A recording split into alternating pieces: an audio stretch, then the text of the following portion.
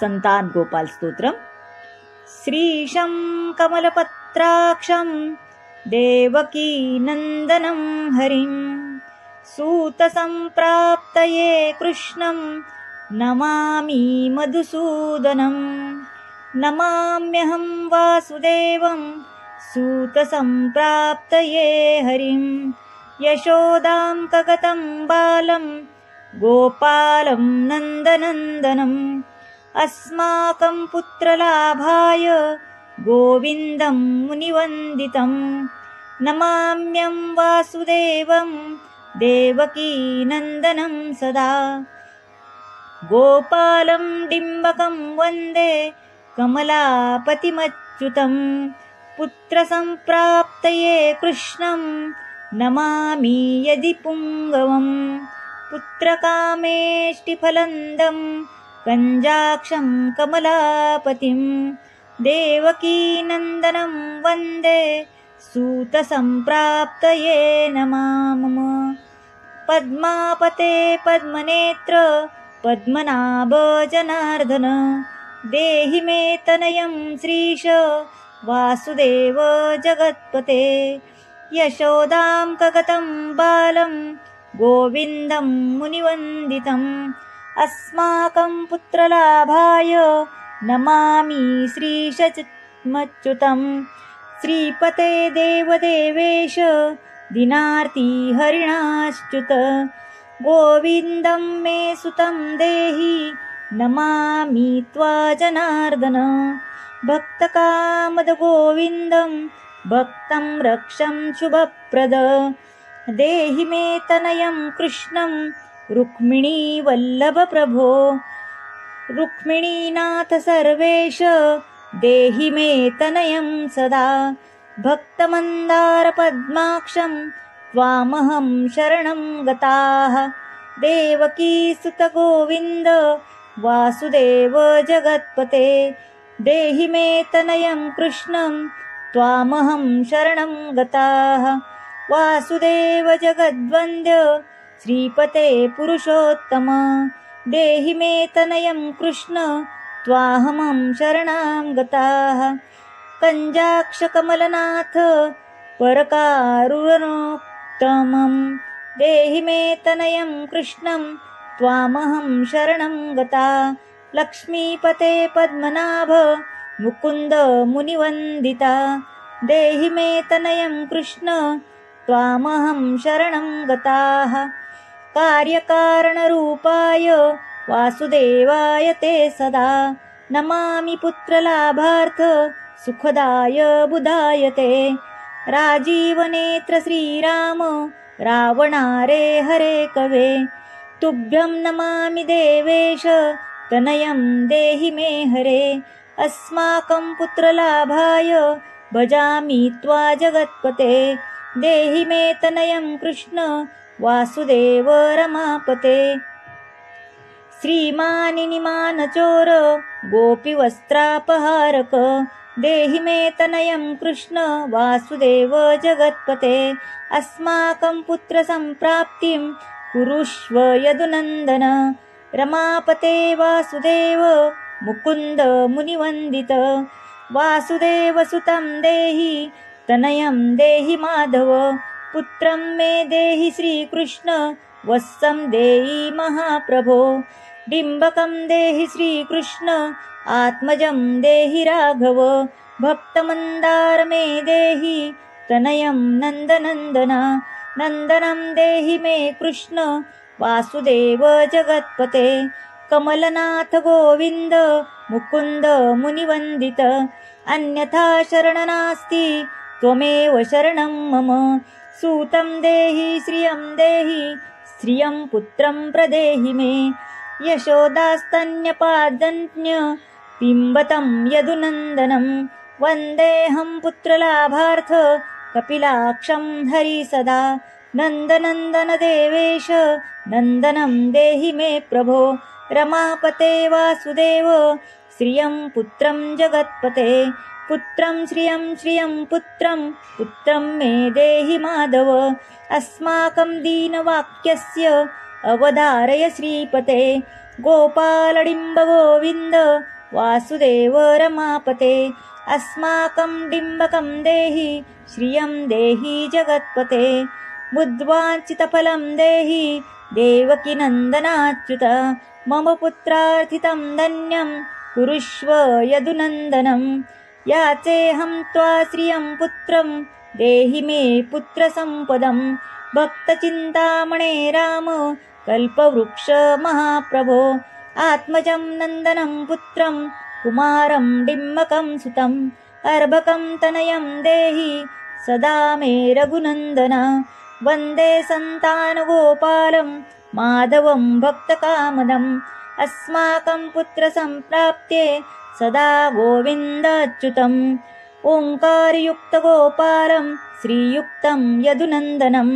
कलिं युक्तदेवकीपुत्रं नमामि यदुनायकं वासुदेवमुकुन्देश गोविन्दं माधवाच्युत देहि मे तनयं कृष्णं रमानाथ महाप्रभो राजीवनेत्र गोविन्दं कपिलाक्ष हरे प्रभो समस्तकाम्यवरद देहि मे तनयं सदा अब्जपद्मनिभं पद्म वृन्दरूप जगत्पते देहि मे वरसत्पुत्रं रमानायकमाधवं नन्दपालधरापाल गोविन्दं यदुनन्दनं देहि मे तनयं कृष्ण रुक्मिणीवल्लभ प्रभो दासमन्दार गोविन्दं मुकुन्दं माधवाच्युतं गोपालपुण्डरीकाक्ष देहि मे तनयं श्रियं यदुनायक पद्मेश नन्दगोप वसुसुत देहि मे तनयं कृष्णं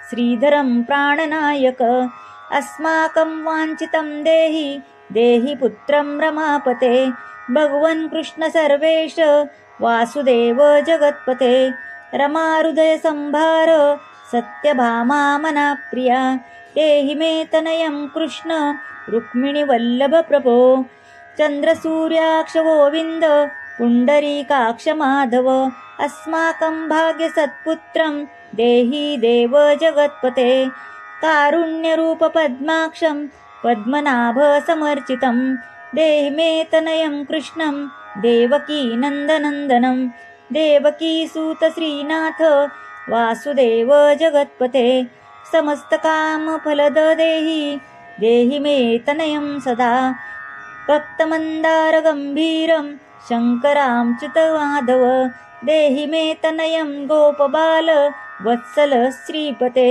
श्रीपते वासुदेवेश देविकी प्रियनन्दना भक्तमन्दार मे देहि तनयं जगतां प्रभो जगन्नाथ रमानाथ भूमिनाथ दयानिधे वासुदेवेश सर्वेश देहि मे तनयं प्रभो श्रीनाथ कमलपत्राक्ष वासुदेव जगत्पते देहि मे तनयं कृष्णं त्वामहं शरणं गताः दासमन्दार गोविन्द भक्तचिन्तामणे प्रभो देहि मे तनयं कृष्णं त्वामहं शरणं गताः गोविन्दं पुण्डरीकाक्ष रमानाथ महाप्रभो देहि मे तनयं कृष्णं त्वामहं शरणं गता श्रीनाथ कमलपत्राक्ष गोविन्द मधुसूदन मत्कृतफलवसिद्धयर्थ भजामि त्वा जनार्दन स्तन्यं पितं जननि मुखाम्बुजं विलोक्य मन्दस्मितमुज्ज्वलं स्पृशयन्तमन्यस्तनम् अङ्गुलीभिः वर्धे यशोदा कङ्गतं मुकुन्दं याचेऽहं पुत्रसन्तानं भवन्त पद्मलोचन देहि मे तनयं कृष्णं त्वामहं शरणं गता अस्माकं पुत्र सम्पते निश्चयन्तामि जगत्पते शीघ्रं देहि तदातव्यं भवता मुनिवन्दितः वासुदेव जगन्नाथ श्रीपते पुरुषोत्तम कुरु मा पुरुदत्तञ्च कृष्णं देवेन्द्रपूजिता कुरु मा पुत्रदन्तच्च यशोदा प्रियनन्दना मह्यं पुत्रसन्तानं दातव्यं भवता हरे वासुदेव जगन्नाथ गोविन्द देवकीसुत देहि मे तनयं रामं कौसल्या प्रियनन्दन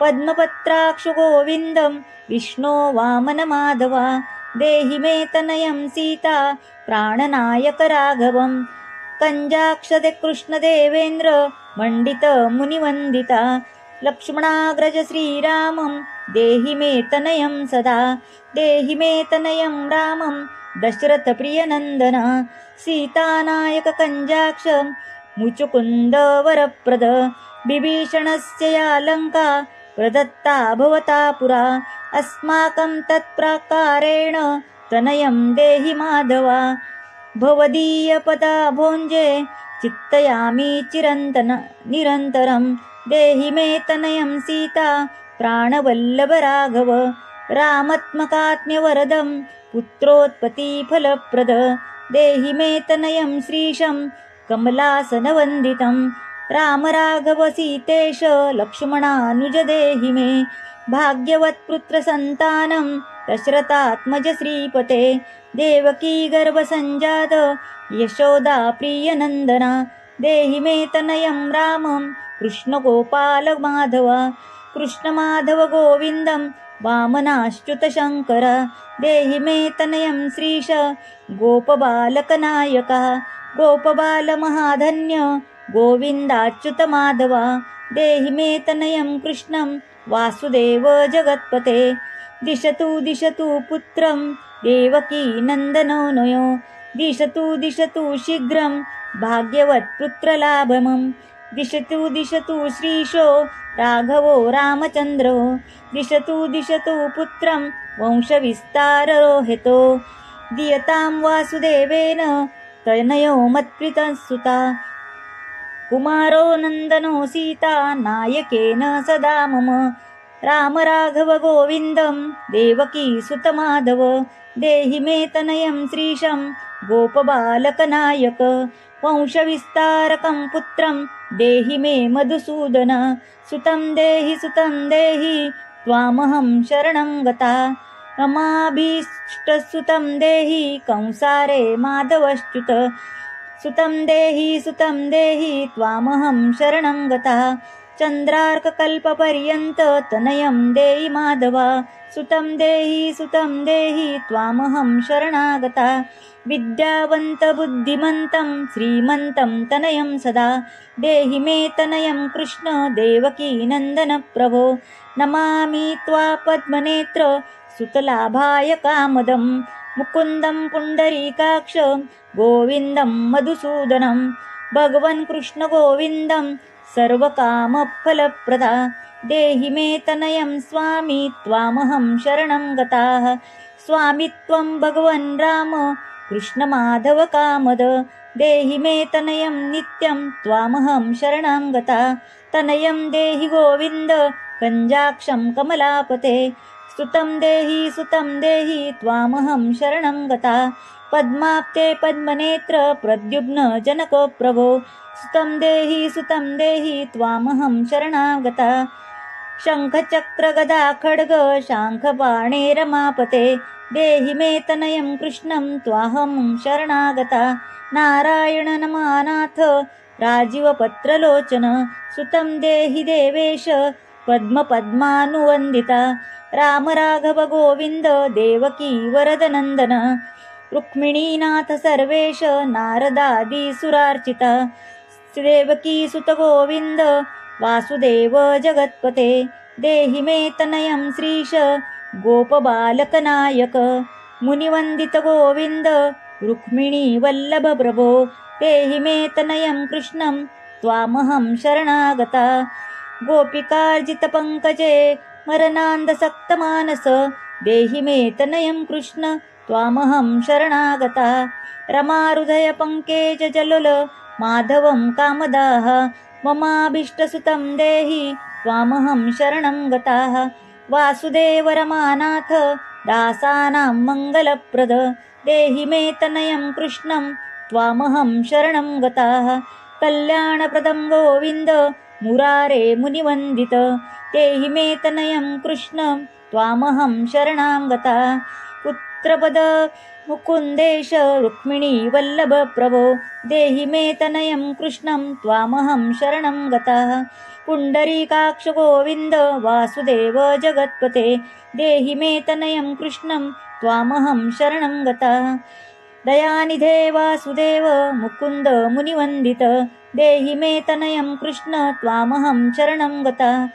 पुत्रसम्पददातारं गोविन्दं देवपूजितं वन्दामहे सदा कृष्णं पुत्रलाभप्रदायिनं। कृष्णकारुण्यनिधये गोपी वल्लभाय मुरारये नमस्ते पुत्रलाभार्थ देहि मे तनयं विभो। नमस्तस्मै रमेशाय रुक्मिणी वल्लभाय ते देहि मे तनयं श्रीशं गोपबालकनायक। नमस्ते वासुदेवाय नित्यश्रीकामुकाय च श्रीपुत्रदाय च सर्पेन्द्राशायिने रङ्गशायिन रमानाथ मङ्गलप्रद माधव देहि मे तनयं श्रीशं गोपबालकनायक। दासस्य मे सुतं देहि दीनमन्दार राघव सुतं देहि पुत्र देहि रमापते। यशोदातनयाभीष्ट पुत्रदानरता सदा देहि मे तनयं कृष्ण त्वामहं शरणागता। मदिष्टदेव गोविन्द वासुदेव जनार्दन देहि मे तनयं कृष्णं त्वामहं शरणागता। नीतिमान् धनवान् पुत्रो विद्यावांश्च प्रजायते भगवन्तस्त्वकृतपायाश्च वासुदेवेन्द्रपूजिता। यत्पठेत् पुत्रशतकं सोऽपि सत्पुत्रवान् भवेत्। श्रीवासुदेवकथितं स्तोत्र रत्नं सुखाय च जपत्काले पठे नित्यं पुत्रलाभं धनं श्रियम् ऐश्वर्यं राजसम्मानं सद्यो यति न संशया। इति सन्तानगोपालस्तोत्रं सम्पूर्णम् पुत्रप्राप्तिमन्त्रं सम्पूर्णम्। श्री स्वामी समर्थ।